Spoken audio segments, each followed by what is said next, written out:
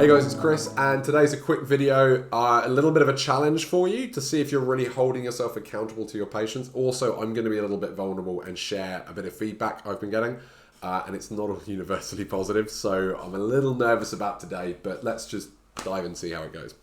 So I wanted to talk a bit about whether you hold yourself accountable to your patient standards or whether you're all talk, because it's all very well and good us saying to our patients we're great or telling them they're doing better or whatever it is, but unless we can actually back that up with some sort of evidence, it doesn't count for much. You know, we all know talk is cheap. Everyone can say anything about themselves. Everyone's out there online shouting about how great they are.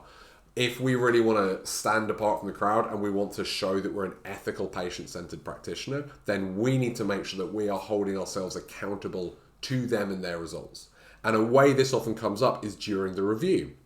Now, hopefully most of the time when you do a review with patients, they're getting better and they're usually happy and making progress and all that's great. And you know, hopefully that's the same for you too. I know it's true for most of us. However, we all have patients, myself included, who aren't getting better as quickly as they would like. They get to the review and they're not really happy and loving it. They're a bit frustrated or worried or concerned, and they're feeling a little unsure. They maybe don't know if they want to continue with care.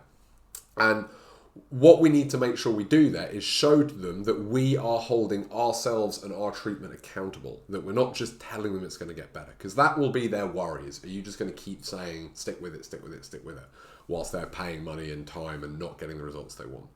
So we need something to hold ourselves accountable to. Now, there's different things you can do. Questionnaires are a great way of doing this. So I'm a big fan of the Bournemouth questionnaire. Get them to fill that out when they first see you and then at the review, and then you can show them some changes. Or potentially you could even look at what is the movement they want to be able to do again. What's the activity? Are you checking that? What you don't want to do, and I see loads of chiropractors doing this, is fall back on your examination. Is say, well, I know you're not feeling better and I know you still can't really get out of bed and get dressed by yourself. But look, your Faber test is better and your straight leg raise is no longer causing pain and Kemp's test isn't actually positive either. And we fall back on that to try and demonstrate there's progress being made. And it may be worth pointing that out to the patient, but I've got to tell you, if that is your accountability, that is doctor-centered care, because your patient does not care about your exam findings. I say this to chiropractors all the time when I work with them on the course, that during the initial examination, those findings are for you, they're not for the patient. The patient doesn't really care. They just want to know that you've done the tests you need to know what to do next. So you can tell them, well, look, your tests are improving and that's showing progress, but don't make that the reason that you're going to make certain recommendations or why you're not worried, because the patient's going to go, I'm not coming here to get better orthopedic tests. I'm not coming here to improve my reflexes. I'm coming here because I want to get out of bed and get dressed in the morning pain-free. So all those things, it can be worth pointing that out to the patient, but you need to acknowledge that that's not the ultimate outcome they're looking for. But if we can do that, and things like, again, questionnaires can be great for this because you can show them the change. Things like care response are brilliant for this. It's a completely free tool and it will graph the changes in their Bournemouth questionnaire or their outcome questionnaire. So you can say, look, your score was a 79, now you're down to a 46. That's improvement because that's relevant to them. Those questions are about the impact the pain's having on their life. It's much more patient-centered that way. So when we're conducting our reviews, we want to make sure that we are holding ourselves accountable. Now, I'm going to show you something today, and this is, for me, this is my accountability. This is me showing you that I hold myself to a standard as well. And I'm a little bit nervous because I'm going to show you feedback I've gotten, and some of it is the kind of stuff I wouldn't necessarily ordinarily share. So this is for the PRT webinars I do on communication. So I train all the PRT candidates in the UK on their communication skills at the moment. And what's great about this from my perspective is the RCC asks them to fill out questionnaires completely anonymously afterwards, and they get quite a bit of data and they share that with me. So I get this anonymous feedback to see how I'm doing. And I'm going to show you some of that I've got for the last three. So you can see here, these are the ones I have. This first one, this was back in October. And you can see here, looking really nice. So 9 or 10 out of 10 in terms of how effective was I during that webinar, which is lovely to see. They've got some nice comments below. And which words would they select that were relevant to it? And they're all nice words. Interesting, useful, enjoyable, worthwhile. So that was a really lovely one. The next one, this was back in February. And again, so 8 or 10 was scoring there, so happy with that. I can demonstrate to you, look, I am actually effective at doing these as well. Some nice comments here. And again, enjoyable, exciting, useful. So some really good feedback there. The most recent one, this was back in May, that I'll show you. So again, 8, 9, 10 in terms of effectiveness. That was great to see. They will say somebody thought I didn't allow much opportunity for questions, which surprised me a little bit, but I've taken that on board, and the next one I do, I'm going to make sure that I emphasize that more, because I might feel like I left opportunity for questions, but if they didn't feel it, doesn't matter what I think there. So you got the comments there. This one sticks with me. Lots of nice things they ticked. Somebody put tedious. It was 1 out of, I think we had 13 responses in total. And yes, the rest of it's really lovely, and I'd love to focus on the positives. But if you're like me, you probably know there's a little bit of imposter syndrome going on in the back of my head.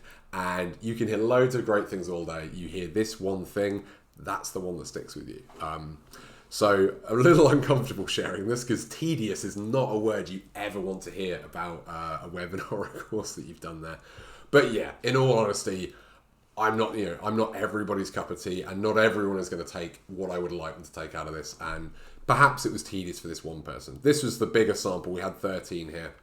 The others were smaller, sort of 5 or 6. So overall, that's about 5% of people. I'm okay if 95% of people didn't find me tedious. But I wanted to share that with you to show that I do this as well. I do this with my communication. I do this with my patients.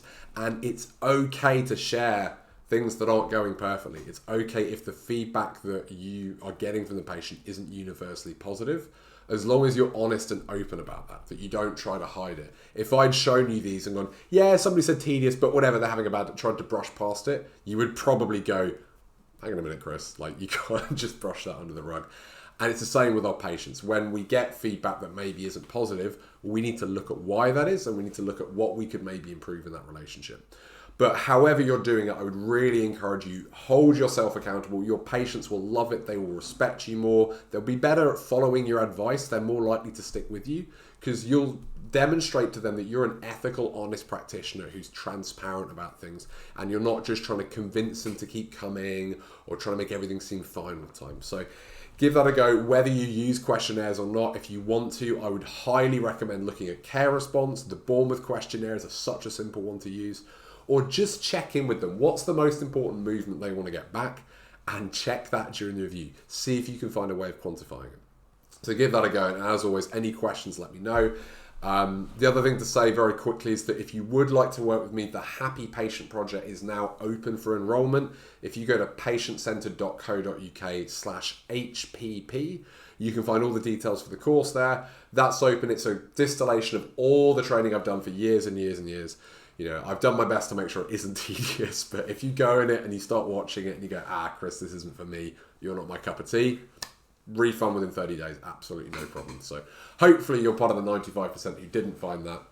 And I'm working all the time to make it more engaging, more enjoyable, so that it can really help you get better results with your patients, better outcomes, and more referrals and fewer complaints as well. So if that's something you're interested, you want to work with me on that, then go to the site there. Any questions, as always, just shoot me a message. Otherwise, I'll see you soon for the next video.